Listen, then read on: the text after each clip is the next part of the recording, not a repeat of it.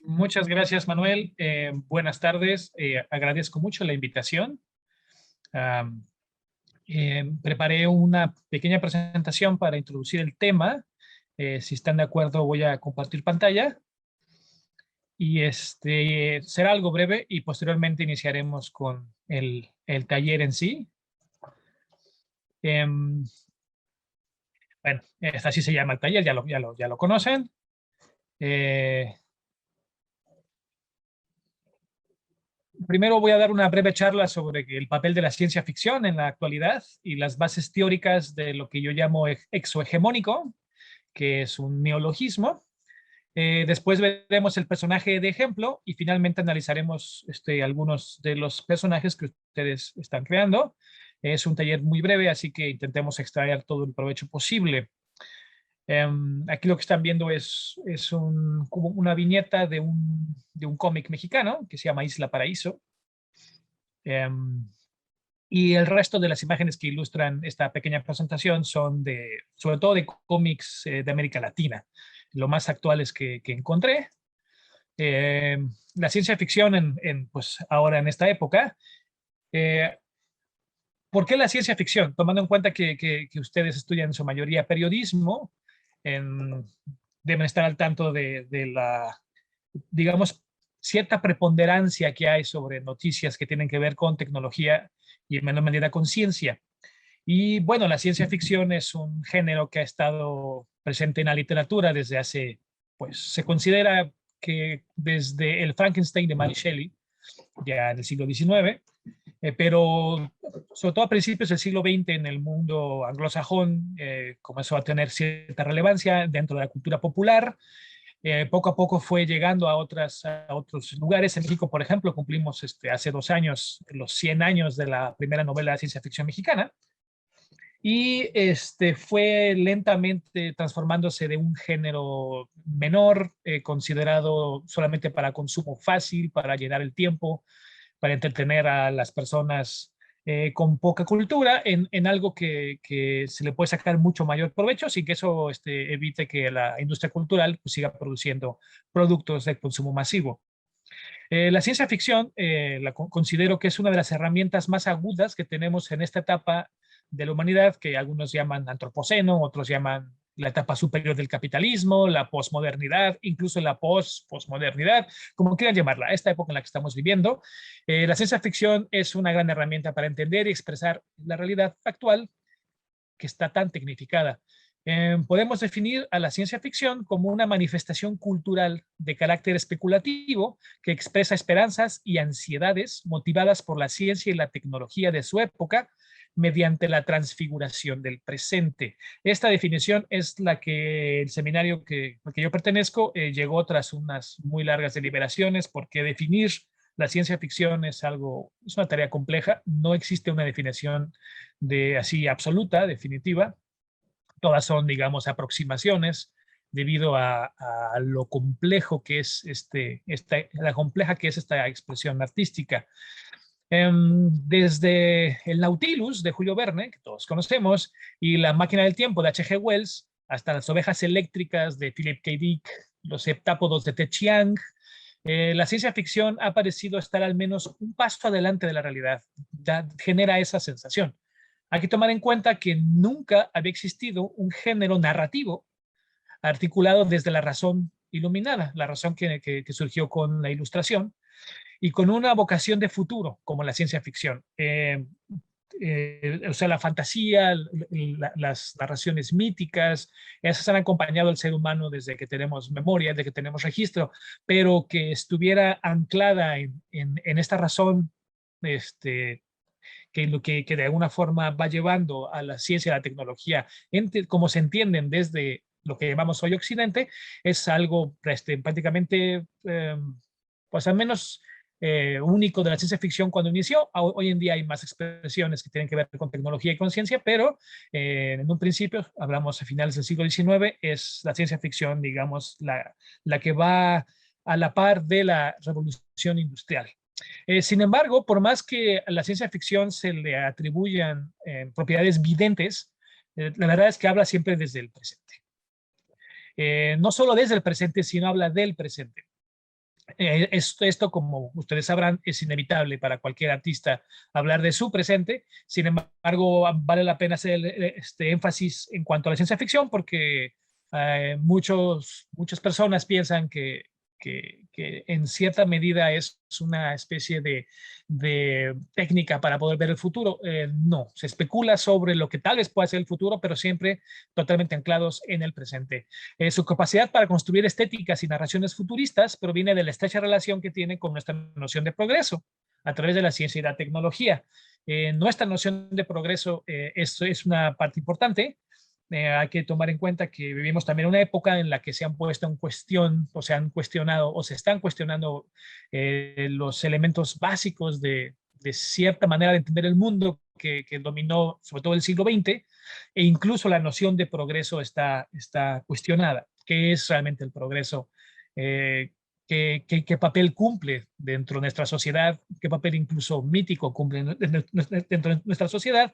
Y la ciencia ficción, como de alguna manera, no toda, pero una buena parte, sobre todo la hecha en el siglo pasado, está montada sobre esa sensación de progreso, de ir avanzando, de ir cada vez más hacia adelante, genera esta ilusión de que de alguna forma está abriendo futuro. La idea del tiempo lineal, una flecha siempre en movimiento que parte de un cataclismo fundacional, el Big Bang, y se dirige a otro terminal, que es la muerte térmica del universo o el Big Crush o cualquier fin que ustedes escojan o que la ciencia nos esté contando en este momento, es una de las argucias, es una de los ingenios de lo que hoy llamamos Occidente. Hay que tomar en cuenta que la enorme cantidad de culturas que existen o existieron, en su gran mayoría tenían o tienen una concepción cíclica del tiempo. La concepción lineal del tiempo es un invento exclusivamente europeo que luego se propagó por el mundo. Eh, bueno, no exclusivamente, pero sí la narrativa europea se consiguió imponer en el resto del planeta y hoy en día tomamos como natural esta idea de tiempo lineal que va progresando. Y la ciencia ficción en parte se nutre de esta idea de tiempo lineal, porque entre otras cosas, pero bueno, también este tiempo lineal tiene algunos, digamos, efectos secundarios, como por ejemplo una ansiedad especial que nos dificulta vivir el presente, porque el futuro nos genera angustia y el pasado nos genera cierto peso.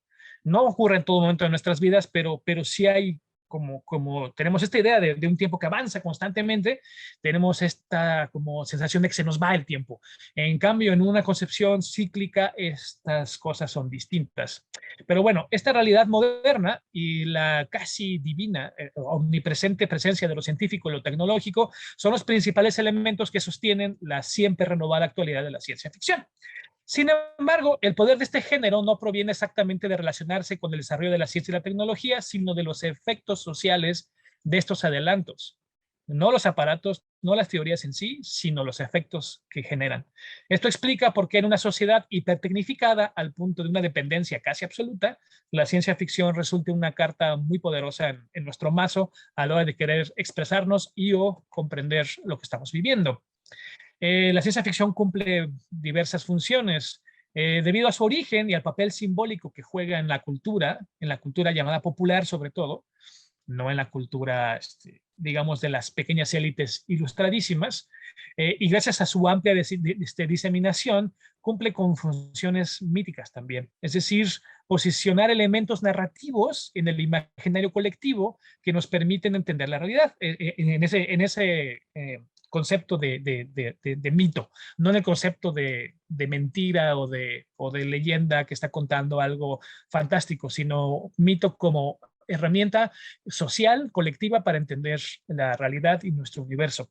Entonces, la ciencia ficción es una de las tantas, uno de los tantos elementos que están construyendo el mito actual, aunque a la actualidad se considere que superamos los mitos, pero realmente los cambiamos por otros, que se disfrazan de cosas que no son mitos, pero sí lo siguen siendo, porque el ser humano no ha cambiado en su estructura básica en los últimos 200.000 años. Entonces, pues bueno, seguimos utilizándolos para relacionarnos con el universo. Entonces, la ciencia ficción no solo significa un negocio buenísimo para la industria del cine, de los cómics o los videojuegos, también ayuda a explicar un mundo que perdió a Dios. Recuerden a Nietzsche, todo el mundo conoce su famosa frase de Dios está muerto, y fue bautizado este mundo también con armas atómicas en el 45. Nosotros ya estamos demasiado alejados del bombardeo en Japón. Sin embargo, es un parteaguas en nuestra relación con la tecnología. De ser vista como algo siempre benéfico, ahí ya empezó a adoptar un cariz oscuro, que siempre tuvo, pero no estaba a la vista. El xenomorfo de Alien, la criatura de esta película, de Ridley Scott, la ciudad de Los Ángeles en Blade Runner, sobre todo la versión del 80, del 82, si mal no recuerdo, el sable de luz de la Guerra de las Galaxias, todos estos son elementos no solamente estéticos, sino también son míticos, porque marcan nuestra relación, nuestro entendimiento con el universo, al punto de que algunos han llamado a la ciencia ficción el inconsciente de la modernidad. El hecho de que la ciencia ficción sea un género eminentemente narrativo, aunque no exclusivamente, de ahí, por ejemplo, de que mi colectivo de este estudio académico estudie las estéticas de la ciencia ficción, pero bueno, es un género casi siempre narrativo o mayoritariamente narrativo, de lo cual les atañe directamente a ustedes. Esta característica le permite ser omnipresente en la modernidad.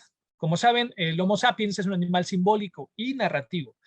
Desde la invención del lenguaje hemos construido historias, y las que realmente y las que relatamos hoy suelen estar relacionadas con las miserias y las bondades de la tecnología, aunque sea de forma indirecta. Es muy difícil, excepto tal vez en cierto tipo de noticias de política, es muy difícil que no haya una relación, aunque sea tangencial, con alguna tecnología o algún desarrollo de la ciencia. Eh, y además, generalmente también, no exclusivamente, pero generalmente en relación con el poder, las diversas capas de poder, desde el poder económico, el poder político, el poder de la academia, el poder dentro de la familia, dentro de la sociedad, como ustedes quieran. Digamos que tanto el poder como la tecnología y la ciencia hoy en día son dos temas, no son los únicos, pero son dos de los temas que están casi siempre presentes en nuestro entramado narrativo actual. Y por supuesto, la ciencia ficción también cumple una función política. Ha sido tradicionalmente uno de los tantos vehículos para la expansión de las ideas de la modernidad o de lo que llamamos Occidente. Especialmente lo han usado Estados Unidos en la llamada época de oro de los años 20, 30, buena parte de los 40 de la ciencia ficción. Es su mayor parte de ciencia ficción de Estados Unidos. Y por supuesto que de manera deliberada y de manera no deliberada, pues estas historias llevan consigo los valores del país que las produce. Eso es totalmente normal, pero su popularidad ayuda, es una de las buenas herramientas o de las tantas herramientas para transmitir estas ideas y para además darles prestigio entre diferentes capas de la sociedad.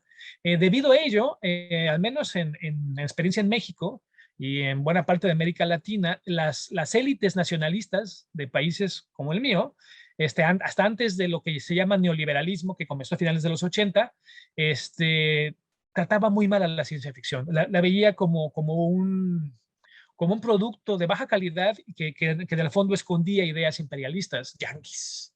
Entonces, pues la élite, de hecho hasta la actualidad, la élite de gente pues, que tiene tal vez más de 60, la sigue viendo con una gran suspicacia. Eh, Aunque desde la década de los 60 del siglo pasado, buena parte de la ciencia ficción hegemónica, le hace anglosajona principalmente, se tornó claramente política, porque en los 60, sobre todo a partir del 68, hubo un cambio de fase, sobre todo en Occidente. Fue hasta finales del siglo XX que se transformó en una herramienta política también para las naciones que se llaman, o que se las hacen llamar periféricas, o del tercer mundo, o que están fuera del gran circuito Europa, Estados Unidos. Veremos esto con más detalle, pero bueno, lo que quiero decir es de que también es una herramienta política. Lo hegemónico, lo contrahegemónico y lo exohegemónico son conceptos que están transformándose. O sea, me he obligado a simplificar muy groseramente estos conceptos porque no hay tiempo para entrar en detalle. Cualquier persona que haya leído un poco de filosofía, Bruno Latour, etcétera, etcétera, puede acusarme sin ningún problema de que estoy simplificando demasiado, algo que es complejísimo, pero bueno, solamente son nociones para quien le interese en los temas, pues vaya y lea más, que hay mucho sobre esto, ¿no? Hablar de hegemonía en el marco político actual es referirse al poder político, económico y militar, principalmente de Occidente, y las instituciones ideológicas y los aparatos ideológicos y económicos y propagandísticos que sostienen esta narrativa, que la transmiten y que la legitiman. Muchos autores han señalado que no se necesita ser occidental para pertenecer a esta corriente. Algunos autores lo llaman blanquitud a esta característica de mímesis, una forma de pensar y comportarse que se alinea con estas ideas, con las ideas hegemónicas, que otros llaman modernas, otros llaman capitalistas. Tiene muchos nombres, pero bueno, es lo que se produce en las grandes capitales de pensamiento, principalmente anglosajonas, un poco Francia. Todavía no se puede considerar a países como China que lleguen a todavía están un poco fuera, ¿no? Pero principalmente estas tradicionales capitales del conocimiento. Lo contrahegemónico como es obvio, lo que se opone a este poder que lleva ya muchos siglos expandiéndose. Algunos consideran contrahegemónico al marxismo, por ejemplo, o al anarquismo, o al movimiento de finales de los 60, o al punk, aunque otros autores consideran que estas manifestaciones pueden tomarse como derivaciones dentro de la corriente hegemónica. No vamos a entrar en esta discusión, solamente estoy mencionando como las dos posiciones al respecto. Actualmente hay quienes consideran que los movimientos coloniales son el núcleo del pensamiento contrahegemónico. Yo creo que más o menos va por ahí la cosa, pero bueno, cada quien tiene su opinión. También se considera que las ideas anticapitalistas, LGTBQ+, colectivistas, contraeconómicas, antipatriarcales, todas estas son contrahegemónicas. Sin embargo, sus críticos, algunos con argumentos bastante capaces, recurren a una idea similar, ¿no? Son derivaciones o acomodos dentro del flujo hegemónico. Hay, de hecho, pensadores que consideran que es imposible hoy en día salirse o más que salirse, enfrentar al flujo hegemónico, porque desde desde el llamado fin de la historia no hay capacidad de construir una narrativa que realmente se oponga a la victoria total del capitalismo. Desde mi punto de vista, presentar una oposición directa a esta corriente es prácticamente imposible, debido a que lo hegemónico ha tomado control o al menos se manifiesta en casi cada aspecto de nuestras vidas, incluso de los más personales. Y desecharlo llevará demasiado tiempo, sin contar con que una de las principales habilidades del capitalismo es adaptarse y cooptar cualquier acción crítica o de oposición. Es especialista en esto, es especialista, al punto de que incluso genera movimientos desde dentro que parecen estar en contra para poder, digamos, encauzar los pensamientos de rebeldía o de oposición. Es una manera de organizarse el capitalismo que es muy hábil. Es posiblemente el producto más refinado que ha inventado la especie humana, con todos los problemas que acarrea, lo que ustedes quieran. Es realmente un organismo, por llamarlo así, de gran habilidad. De ahí surge lo exhegemónico, que es un intento por comprender y actuar en los márgenes, no en contra, no afuera, porque no se puede uno salir, pero sí puede uno actuar en el margen. En el margen hay un poco más de espacio para moverse. Además, el margen te permite cierta distancia para tener cierta perspectiva mínima, porque obviamente tenemos que salirse para tener una gran perspectiva, pero esta perspectiva mínima permite cuestionar y reensamblar de manera un poco distinta, con un poco más de ventaja, la supuesta universalidad del proyecto moderno, y también poder ver con otros ojos las ideas y las cosmogonías de los demás pueblos, muchas de las cuales ya están extintas, pero que, bueno, hay constancia de ellas, ¿no? Entonces, posiblemente lo exohegemónico pueda nutrir un movimiento auténticamente contrahegemónico, pero eso es otro tema, no vamos a entrar en eso. Por lo pronto, hay que también tomar en cuenta que los movimientos de la periferia al centro, o de lo que llaman periferia, lo que llaman al centro, de ida y vuelta, son algo constante a través de la historia. No es la primera vez que sucede, ni será la última. Entonces, pues es parte de un flujo natural. Tampoco se está inventando nada nuevo, solamente es cuestión de entender que ahora hay un reflujo desde los países llamados periféricos, o que podemos llamar que fueron colonia, hacia lo que son los centros de poder, o que tradicionalmente lo son o lo eran. Y pues bueno, quien controla la narrativa, controla la manera en la que entendemos el mundo. Entonces, de ahí el poder de los artistas y de los creadores, más allá de los políticos y todos estos que se dedican a controlar narrativas, más allá de los aparatos de propaganda, el poder de los artistas, los creadores, los periodistas, los que informan, los divulgadores, de los que trabajan en la industria cultural, etcétera, es que pues pueden generar otras maneras de ver y entender el mundo. y de alguna forma podría tomarse hasta como cierta, si uno se da cuenta de esto, de alguna forma está un tanto obligado a transmitir estas otras maneras posibles, porque estas maneras distintas de ver y entender y actuar nos ayudan a trazar una resistencia real contra la crisis múltiple que ustedes bien conocen, calentamiento global y un rosario enorme de problemas que lo rodean, que tienen que ver con el hiperindividualismo, las migraciones, la extinción masiva, la distribución cada vez más desigual de la riqueza y un larguísimo, etcétera.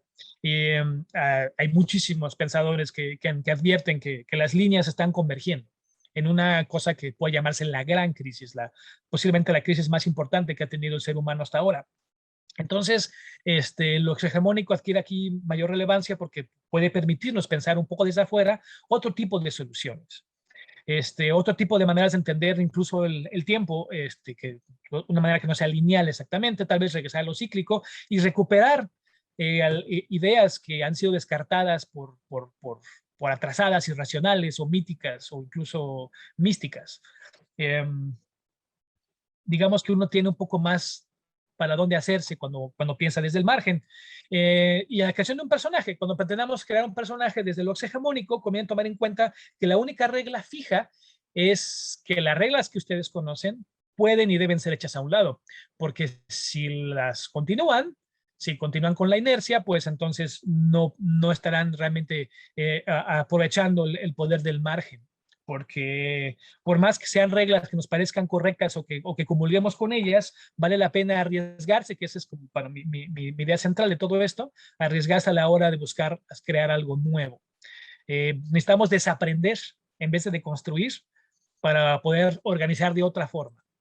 Y había pensado hablarles del estereotipo. El estereotipo es considerado una pobreza intelectual. Además, generalmente es ofensivo. Los estereotipos de ciertos pueblos, de ciertas clases sociales, generalmente sí, son ofensivos.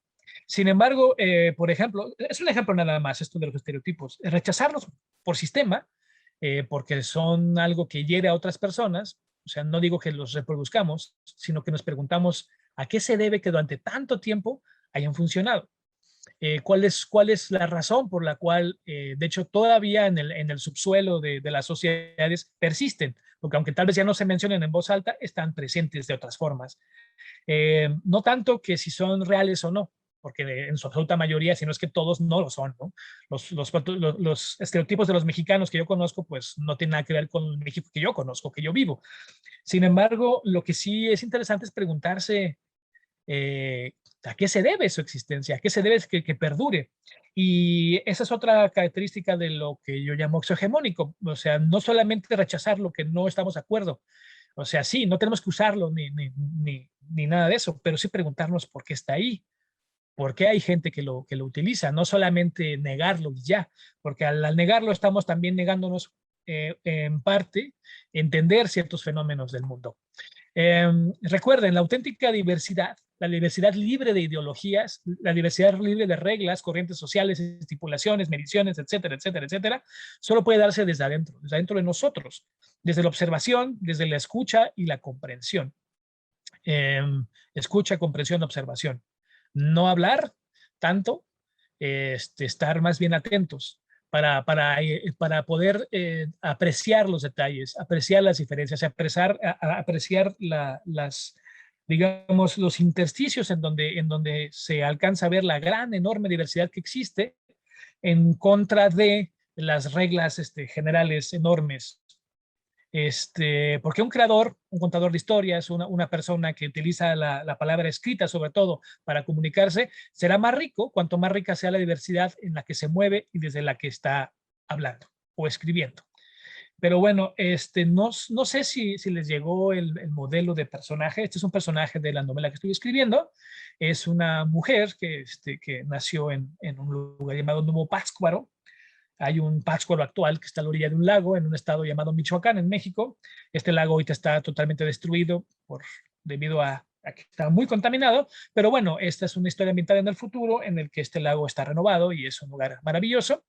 Escogí a esta mujer como personaje porque ella adquiere una habilidad extrahumana y en un principio la utiliza para acentuar lo que ella ya es. No utiliza esta herramienta digamos, buscar nuevas cosas, sino acentuar lo que ella ya es. Sucede un evento externo que la saca de esta lógica y la lleva a otra para que utilice esta habilidad de otras formas. Yo lo que con esto quiero decir es que la habilidad de entender de maneras diferentes el mundo es algo que podemos usar no solamente, o tal vez de preferencia no usarlo para reproducir lo que ya sabemos, sino para intentar eh, abordar nuevas maneras de ver, de entender y de actuar. Porque creo yo que estamos viviendo una época compleja en la historia humana, en la historia de la vida del planeta, y que nuestro actuar tiene, digo, siempre el actuar de los seres humanos tiene una gran relevancia, pero tal vez nunca como ahora, debido al estrecho desfiladero en el que estamos caminando y que se ve todavía peor adelante. Entonces, pues conviene tomar un punto de vista, si no totalmente crítico, al menos sí un poco desde afuera, este, para, pues bueno, tener mayores herramientas. Con esto concluye la presentación. Si quieren, luego podemos regresar al personaje y pues preguntas que tengan, dudas que tengan, comentarios que tengan, es el momento para luego pasar a construir sus personajes. Gracias por su atención.